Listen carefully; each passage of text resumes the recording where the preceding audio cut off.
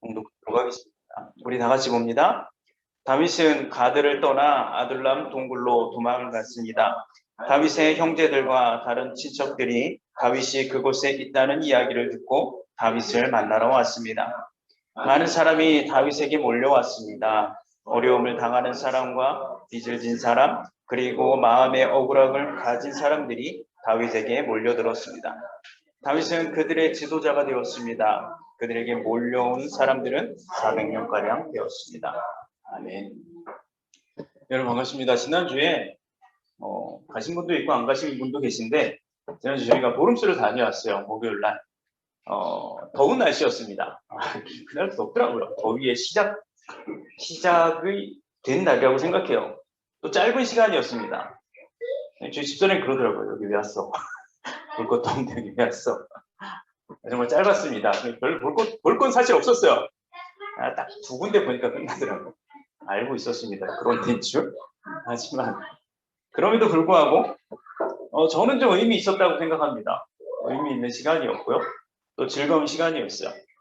그리고 그곳에서 또 그곳을 가기 위해서 제가 몇 가지를 좀 준비하다가 제 마음속에 좀 남는 것들이 있었어요. 우선 제가 보름스를 방문하기 전에 좀 보름스가 어떤 곳인지 좀 다시 한번 좀 찾아보는 시간이 있었는데 그러면서 이제 자연스럽게 마틴 루터보다 약 100년 전에 그 종교개혁 운동을 이제 체코에서 시작하다가 화형을 당한 그 얀 후스라는 사람이 있어요.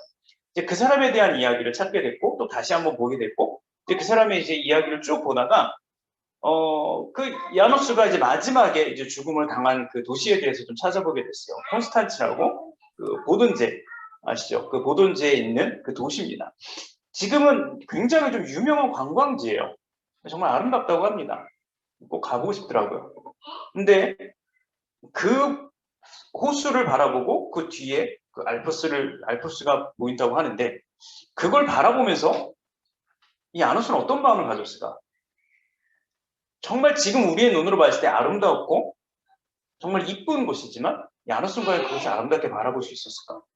야, 여기 진짜 아름답네? 이렇게 야누스는 바라볼 수 있었을까? 또 이런 마음이 들더라고요. 그리고 저희가 보름시에 갔을 때 저희 몇 명만 라인강을 가게 됐어요. 이 강을 한참 시간에 걸쳐서 라인강을 갔습니다. 그것도 너무 아름답더라고요. 아름다운 강과 꽃이 있었어요. 너무 아름답게 돼 있더라고요. 근데 마틴 루터도 과연 그곳에서 그것이 아름답다라고 느꼈을까요? 야, 여기 진짜 아름답네? 아름답다고 그가 그렇게 생각하고 볼 수 있었을까요? 절대 그렇지 않습니다. 야누스도 마틴 루터도 그 아름다운 것을 아름답게 볼 수는 없었을 거예요. 왜냐하면 언제 죽을지 모르니까요.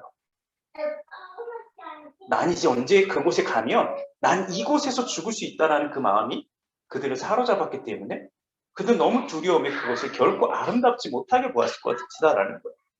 여러분 평안한 마음이 있고 또 무엇이든지 승승장구하는 삶, 일명 성공의 삶을 살고 있다면요. 분명 세상은 아름다울 겁니다. 세상 무엇을 보더라도 사람 아름답게 보이겠죠. 근데 그와 반대가 되는 상황이라면요.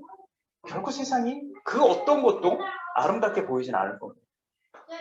그렇기 때문에 우리는 그런 의미에서 본다면 우리는 성공을 원합니다. 그 성공이 각자 다 달라요. 성공의 의미는 분명히 다 다릅니다. 여러분들이 생각하는, 제가 생각하는 성공의 의미는 분명히 다 달라요.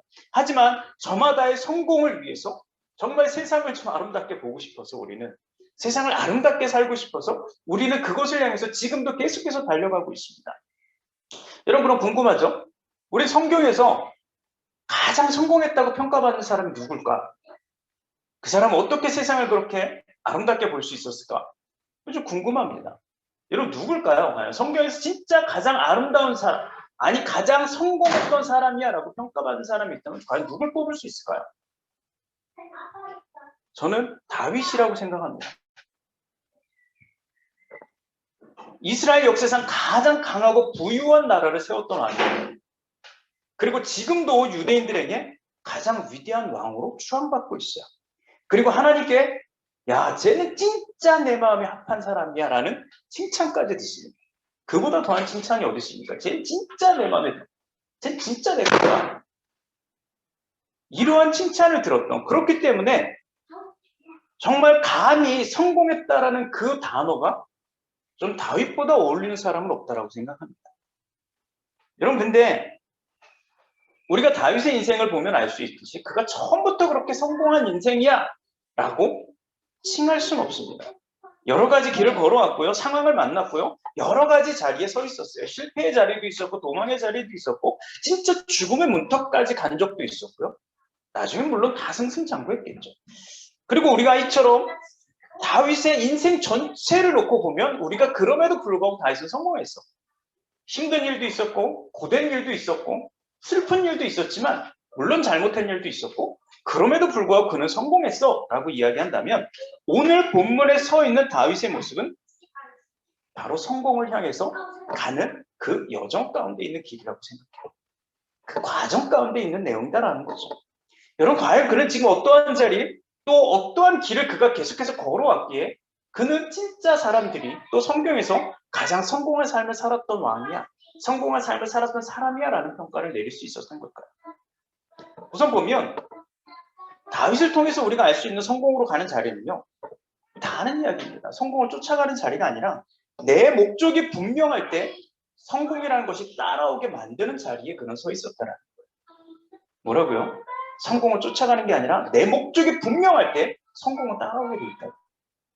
여러분, 우리가 성경을 통해 알 수 있듯이요, 다윗의 삶의 모습은 진짜 그냥 보면 볼수록 목적이 분명한 자리에 서 있었던 것 같아요. 다윗은 목동으로 시작하죠.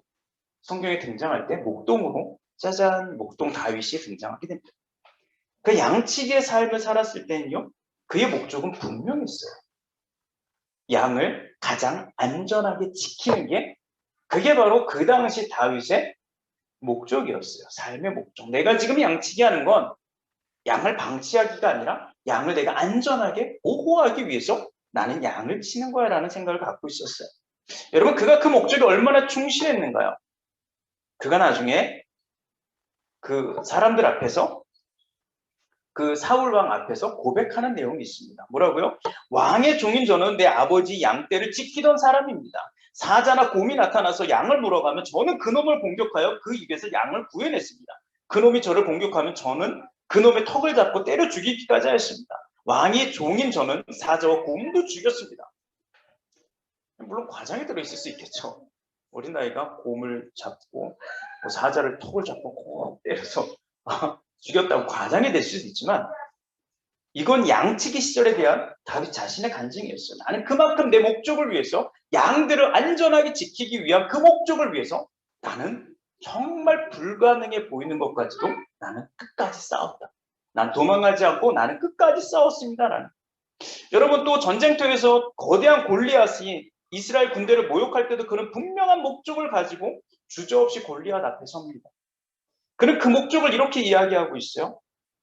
너는 나에게 칼과 큰 창과 작은 창을 갖고 나오지만 나는 만군의 여호와의 이름으로 너에게 간다. 여호와는 이스라엘 군대의 하나님이시다. 너는 여호와께 욕을 했어. 오늘 여호와께서는 너를 나에게 주실 것이다. 나는 너를 죽여서 너의 머리를 벨 것이며 블레셋 군인들의 몸을 공중에 새와 들짐승에게 먹이를 줄 것이다. 그렇게 하여 이스라엘의 하나님이 계시다는 것을 생생하게 너희들에게 알게 해주겠다. 여러분뿐만 아니라 훗날 잃어버렸던 하나님의 괴가 다시 돌아올 때 그는 기쁨으로 하나님 앞에서 춤을 추어요. 왕의 체면도 잊어버렸죠. 옷이 벗겨질 때까지 춤을 추었다라고 이야기합니다. 그리고 자신의 부인이 이 모습을 보고 비웃었을 때 그는 내가 왜 이렇게 춤을 출 수밖에 없는지에 대해서 이야기합니다. 나는 여호와 앞에서 이런 일을 했습니다. 여호와께서는 당신 아버지가 아니라 나를 선택했고요. 여호와께서는 사울의 집안 사람 중에서도 그 누구 선택하지 않고요. 오직 여호와께서는 나 여호와의 백성인 이스라엘의 지도자로 나를 세워주셨습니다. 그렇기 때문에 나는 여호와 앞에서 언제까지라도 나는 즐거워할 겁니다. 하나님이 나를 선택해줬기 때문에 나는 하나님 앞에서 부끄럽지 않아요. 나는 그냥 춤출 겁니다. 하나님이 나를 선택해줬어. 여러분, 그는 사자와 곰이 무섭지 않았기 때문에 그 맹수들과 싸운 것이 아닙니다. 저거 우습네? 라고 해서 싸운 게 아니었어요. 그는 자신이 맡은 양을 가장 안전하게 지켜야 한다는 분명한 목적이 있었기 때문에 그는 그 앞에 싸웠어요. 또 그가 평소에 싸움 실력을 열심히 갈고 닦았기 때문에 너무 전쟁에서 능한 사람이기 때문에 골리앗 저까지 내가 연습했기 때문에 한 방만 보낼 수 있어라고 생각해서 그 앞에 서지 않았습니다. 하나님이 항상 우리와 함께 계시다는 것을 저 사람들에게 알려줘야 했기 때문에, 그 목적이 그 다윗에게 있었기 때문에 그는 두렵지만 그 골리앗 앞에 설 수 있었어요. 여러분, 그리고 다윗이 댄스를 좋아해갖고 춤을 춘 것은 아니었습니다. 클럽을 너무 좋아해갖고 이때가 아니면 언제 추어버려 하고 추었던 게 아니다라는 거예요. 그는 하나님을 기쁘시게 해드리는 그 자리가 바로 내가 서 있는 이 자리. 하나님 나를 왕으로 세워주셨어. 물론 왕이 아니더라도 양측이라도 혹은 뭐 어떠한 자리라도 상관없이 하나님이 나를 이 자리에 나를 세워주셨어라는 그렇기 때문에 나는 하나님께 기쁨을 드려야 돼. 그렇기 때문에 왕이 첨에도 불구하고 그는 그 앞에서 신나게 춤을 출 수가 있었던 거예요. 매 순간 분명한 자리를, 분명한 목적을 갖고 그는 자신의 자리에서 충실의 삶을 살았다는 거예요. 여러분, 그리고 오늘 본문에 나와 있는 지금은 어때요? 그는 이미 하나님에 의해서 기름을 부음받은 사람이었어요. 왕의 자리에 오르진 않았지만 이미 하나님에 의해서 넌 이제 사울 대신 네가 왕이야 라는 그러한 인정을 받은 거예요. 비록 이스라엘 왕궁에 아직은 있지 못하고 비록 지금 동굴에 숨어 있는 거예요. 그 전때 사울왕을 피해서 동굴에 숨어 있지만 그는 이미 왕의 기름을 부음을 받았어요. 그래서 성경은 이렇게 이야기하고 있어요. 넌 언제까지 사울 때문에 마음 아파할 거야. 나는 이미 사울을 버려서 이스라엘의 왕이 되지 못하겠어. 이제 너는 그릇에 올리브 기름을 채우고 가서 내가 너를 베들레헴에 사는 이새에게 보내고 내가 그 사람의 아들 중 하나를 왕으로 뽑았어. 사무엘은 올리브 기름이 든 그릇을 가지고 형제들이 보는 앞에서 이새의 막내 아들에게 기름을 부었어요. 그날부터 여호와의 영이 큰 힘으로 다윗에게 들어갔습니다.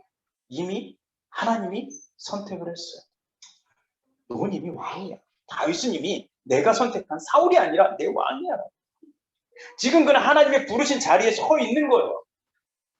비록 왕좌에는 오르지 않았지만 동굴 속에서 그는 왕의 자리로 그 안에 있는 겁니다. 그리고 그는 그 왕의 자리로 사람들이 몰려들기 시작해요. 왕이 동굴에 있으니 사람들이 그 왕을 따라서 동굴로 모이기 시작합니다. 그가 분명한 목적을 갖고 서 있을 때마다 그는 양들에게 가장 안전한 목자가 될 수 있었고 가장 용감한 군인이 될 수 있었고 가장 완벽한 하나님의 자랑거리가 될 수 있었듯이 다윗은 절대 자신의 자리에서 최고가 되기 위해서 그 자리에서 성공하기 위해서 그것을 쫓는 자가 되진 않았다라는 거예요.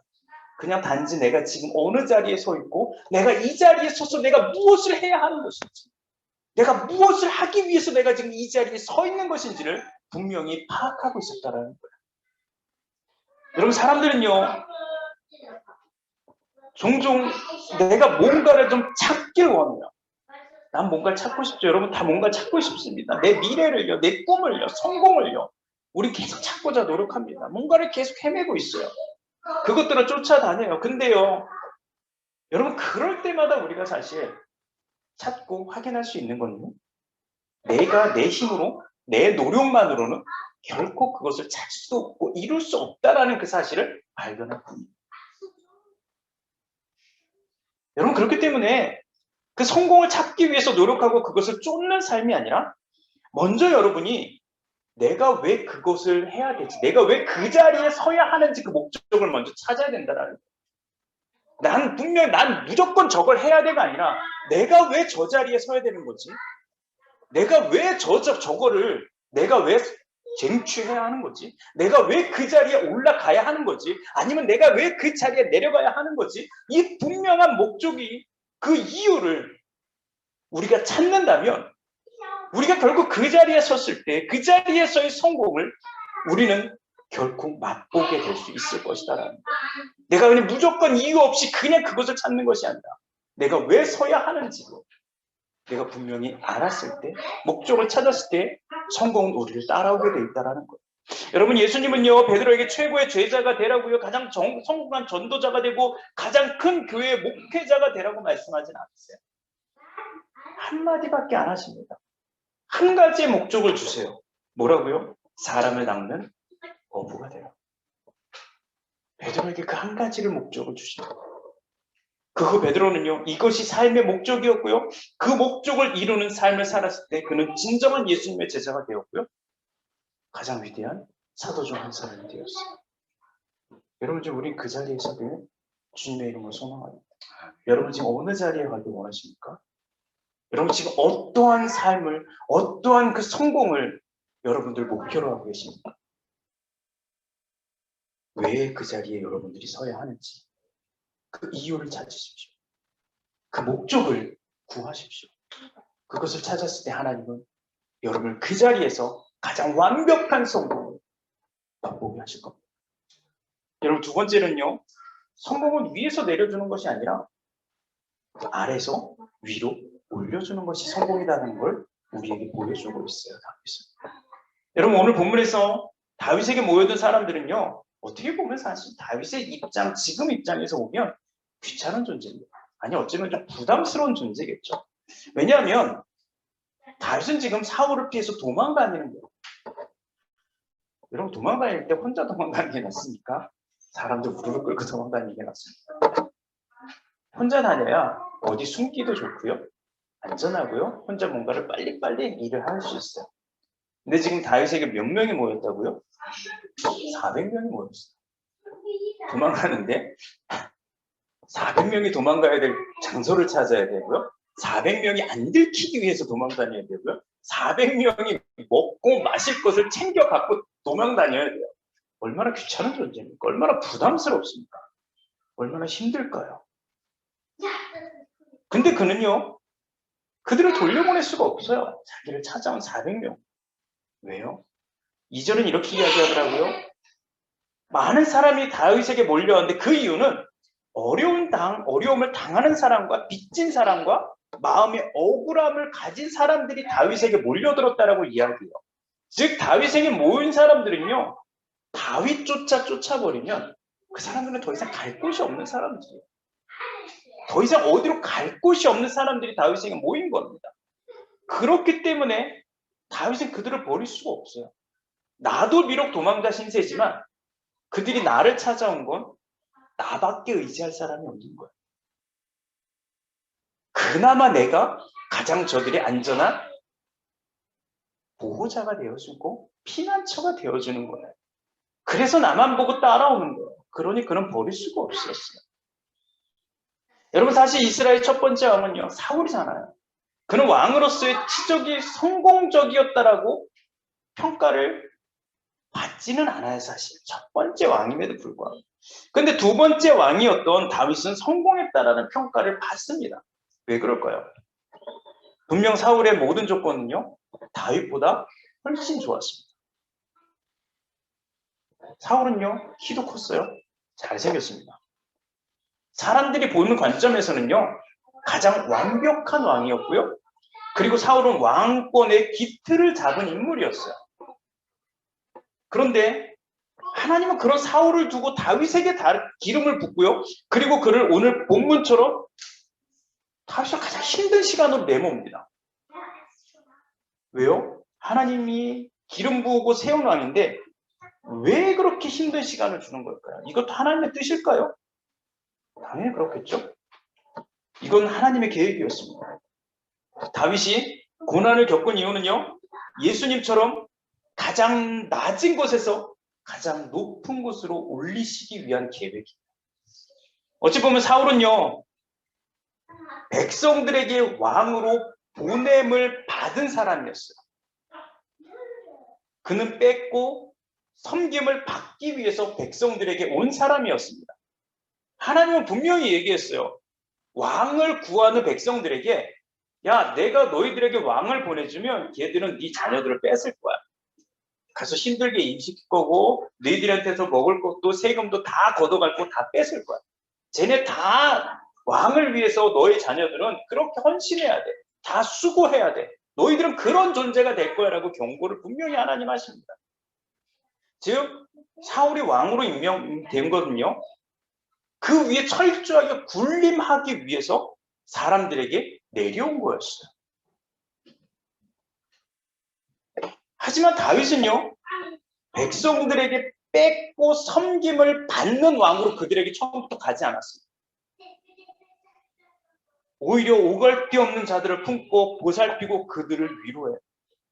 결국 다윗은요, 광야에서 진짜 사랑을 얻습니다. 그리고 결국 가장 낮은 자리에 있었던 다윗을요, 가장 높은 자리에 그 사람들이 올려줍니다. 다윗은 사울은 가장 높은 곳에서 이미 내려온 거예요.